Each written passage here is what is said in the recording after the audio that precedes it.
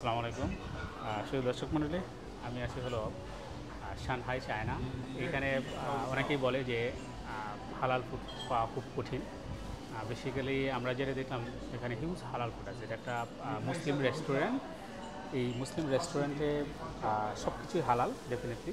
আর specially এরা সবাই হিজাব পরে, প্লাস যারা ছেলে মানুষ তারা টুপি পরে।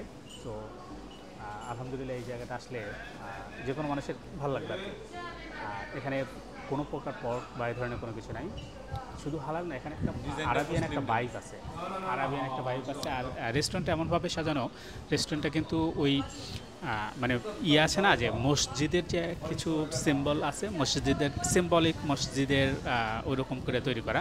নিচতলায় আসলে কাউন্টার, আর উপরতলায় হলো তাদের বিভিন্ন ইয়ে আর কি। এখানে অনেক প্রকার নুডলস আছে। তারপরে এই জিনিসটা সবচেয়ে মজা লাগছে আমার, এটা এক ধরনের চা।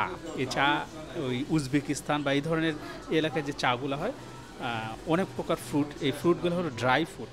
এই ড্রাই ফ্রুটকে একটা জায়গায় করে, মানে 4 থেকে 5 প্রকারের ফ্রুট আর কি, এক জায়গায় করে তারপরে পানি দেয়। এর নিচে হয়তো বা গ্রিন টিও আছে, মানে গ্রিন টি আর কি, কোনো আর্টিফিশিয়াল না।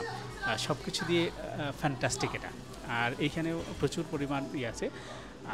এখানে ল্যাম্ব থেকে শুরু করে মানে বিফ, তারপরে চিকেন, যা দরকার মোটামুটি সবই আছে। আর একদম গোছানো, সাজানো গোছানো, সব টেবিলে একটা করে ওদের যে স্পুন, স্টিক যেটা, তারপরে একটা প্লেট আর একটা বাটি, কাপ যেটা, কিন্তু এগুলো একটু ইউনিক আর কি, ভিন্ন রকম। আর গ্লাসগুলো যে আছে, গ্লাস ওই যে একটা সিম্বলিক গ্লাস আছে, এই গ্লাস অবশ্য জাস্ট শো, উপরে কাভার করা, কিন্তু ওই যে দেখানোর হচ্ছে যে এটা এইখানে মানে সুন্দর একটা চা আছে, যেটা আরাবিয়ান চা আর কি। সেই আরাবিয়ান চা ওরা প্রথমেই অফার করে যে এটা দিব কি না।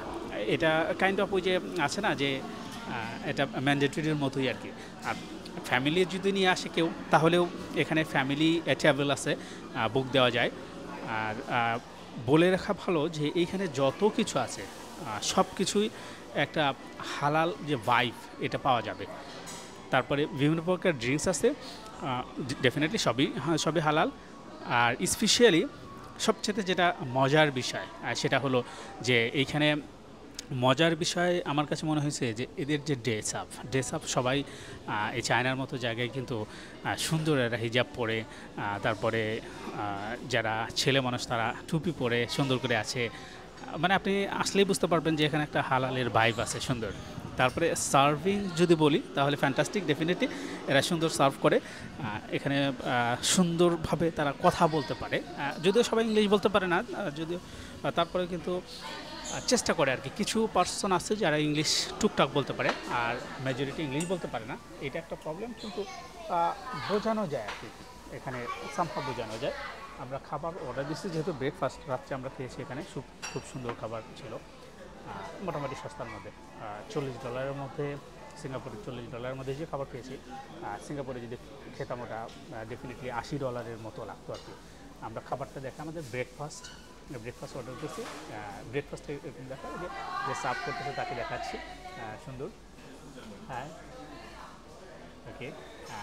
ওইদিকে একটু রাউন্ডে দেখা, একবার দেখাও টোটাল ভিউটা যদি দেখাই, হ্যাঁ ধীরে ধীরে দেখো, তাহলে দেখা যাবে যে এখানে সব মুসলিম, এরা সুন্দর পাঞ্জাবির মতো জামা পরে আছে।